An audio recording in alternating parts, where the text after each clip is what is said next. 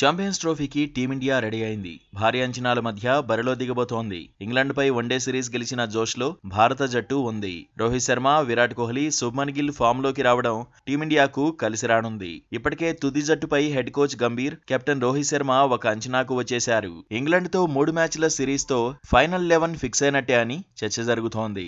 Batting విభాగంలో ట్విస్ట్లేమీ ఉండవని experts చెబుతున్నారు. టీం మేనేజ్మెంట్ రిస్క్ తీసుకోకపోవచ్చు అంటున్నారు. వన్డే వరల్డ్ కప్ లో మాదిరిగానే బ్యాటింగ్ ఆర్డర్ ఉండొచ్చని కూడా తేల్చి చెబుతున్నారు. అయితే బౌలింగ్ విభాగం పైనే ఎక్కువ చర్చ జరుగుతోంది. ముఖ్యంగా హర్షదీప్ సింగ్ వర్సెస్ హర్షిత్ రాణాగా సీన్ కనిపిస్తోంది.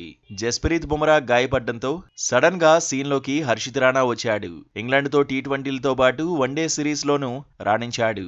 Dependable bowler అనిపించుకున్నాడు. అదే సమయంలో హర్షదీప్ సింగ్ కూడా దమ్మున్న బౌలరే అనే చర్చ ఉంది. బంతిని రెండు వైపులా స్వింగ్ చేస్తాడని, హర్షదీప్ సింగ్ అనుభవం టీమిండియాకు అడ్వాంటేజ్ అవుతుందని కొందరు మాజీలు చెబుతున్నారు.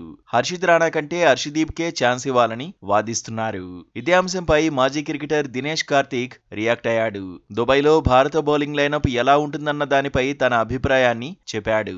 పేస్ విభాగంలో హర్షిత్ రాణా ఖచ్చితంగా ఉంటాడన్నాడు. మరో బౌలర్ గా షమి బౌలింగ్ చేస్తాడన్నాడు. పేస్ విభాగాన్ని షమి, హర్షిత్ రాణానే లీడ్ చేస్తారన్నాడు. లెఫ్ట్ ఆర్మ్ స్పిన్నర్లు జడేజా, అక్షర్ పటేల్ ఎలాగూ జట్టులో ఉంటారన్నాడు. స్పిన్నర్లుగా కంటే ఆల్రౌండర్లుగానే జడేజా, అక్షర్ పటేల్ ను చూడాలన్నాడు.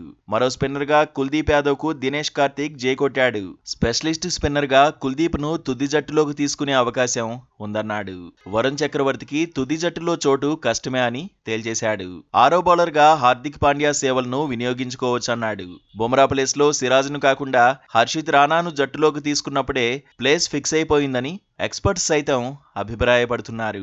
వికెట్ కీపర్ విషయంలోనూ క్లారిటీ వచ్చేసిందంటున్నారు. కేఎల్ రాహులే ఫస్ట్ చాయిస్ వికెట్ కీపర్ గా ఆడతాడంటున్నారు. బ్యాటింగ్ ఆర్డర్ పై స్పష్టత ఉందంటున్నారు.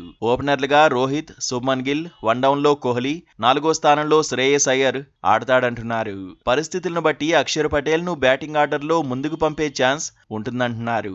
5వ స్థానం నుంచే టీం మేనేజ్మెంట్ ప్రయోగాలు చేసే అవకాశం కనిపిస్తోందంటున్నారు. ఇంగ్లాండ్ తో వన్డే సిరీస్ లోనూ అదే జరిగిందంటున్నారు.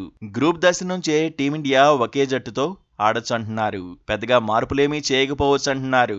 ఎవరైనా మరీ దారుణంగా విఫలమైతే తప్ప మార్పులు ఉండకపోవచ్చని ఎక్స్పర్ట్స్ అభిప్రాయపడుతున్నారు.